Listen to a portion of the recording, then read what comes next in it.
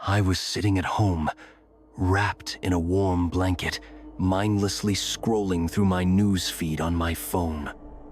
The evening promised to be quiet. A cup of cooling tea sat on the table, the lights were off, and only the glow from my laptop screen illuminated the room. Outside, a light rain was tapping against the window, creating a peaceful background noise. But the peace didn't last long. My phone vibrated suddenly, snapping me out of my daze. I glanced at the screen, an unknown number. I usually ignore calls like this, but for some reason, I hesitated before pressing answer. Hello? Silence. Hello? Who is this? Nothing but static, crackling faintly on the other end. And then I heard it. A voice, raspy, weak, but unmistakably familiar. Can you hear me? A cold chill ran down my spine. My breath caught in my throat. Because that voice belonged to my best friend. The one who died 3 years ago. I shot up from my chair, my heart hammering against my ribs. Who is this?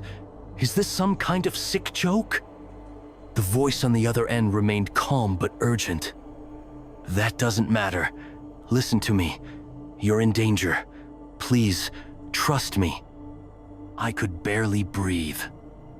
What the hell is this? Who are you? I nearly screamed. But the voice, it was so clear, so familiar. And then just like that, the call ended. I stared at my phone, my hands trembling. Incoming call, unknown number, no way to call back. My mind raced, trying to make sense of it. A prank, a wrong number, a recording. Then my phone vibrated again. A message. My stomach tightened as I read the name. New Skype message from Michael, my best friend. The one who had been dead for 3 years. My breathing was shallow as I opened the message. Don't look at the window. My eyes instinctively darted toward the dark glass. I almost turned my head, but I stopped myself at the last second. The room was dimly lit, the outside a black void. Why would he send that? Another message came in.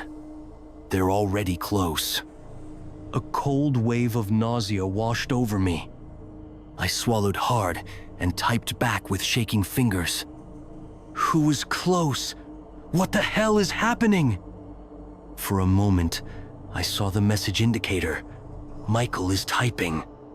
But no response came. And then, my worst fear became real. Something moved outside the window. I didn't look directly at it. I refused to, but in my peripheral vision, I saw it. A tall, dark figure standing completely still, watching me. My phone vibrated again. They want you to open the door. Don't. I barely had time to process that before I heard it. A knock. Slow, deliberate, heavy. Like someone huge was rapping their knuckles against the wood. I squeezed my phone in my hand, my skin cold and clammy. Another message appeared. They can imitate voices. Don't believe them. And then, a voice from the other side of the door. Ryan, honey, it's me. Open up. My mother's voice. But my mother was hundreds of miles away at my aunt's house. I covered my mouth with my hand, trying not to make a sound. Ryan, sweetie, please, why won't you open the door? It sounded exactly like her. Warm, loving, desperate. But I knew better. I stayed frozen in place, not even daring to breathe. And then, the knocking moved. It was no longer at the door. It was at the window. My phone screen lit up again.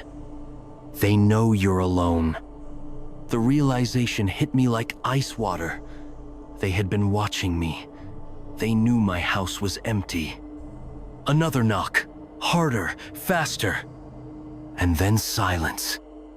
I waited, my pulse throbbing in my ears. Then another message. "They're testing you." I wanted to reply, ask what the hell that meant, but my hands were shaking too hard to type. A soft scraping sound filled the room. It was coming from the window. Something was dragging its fingers across the glass. And then, for the first time, I heard it. A whisper. So close. So close. "We see you," then just as suddenly as it started, it stopped. The knocking, the whispers, everything. A few more seconds passed before my phone vibrated again. "They're leaving, but they'll be back." I exhaled shakily. I had no idea how long I had been holding my breath. My hands felt numb, my legs weak. But finally, it was over. Or so I thought.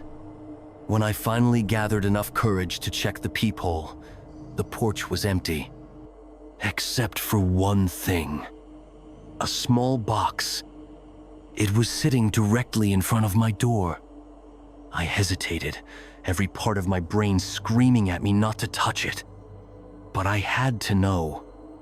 I reached out, picked it up, and slowly opened the lid. Inside was an old, burnt phone. My old phone. The one that had been destroyed in the accident where Michael died. Its blackened screen flickered weakly.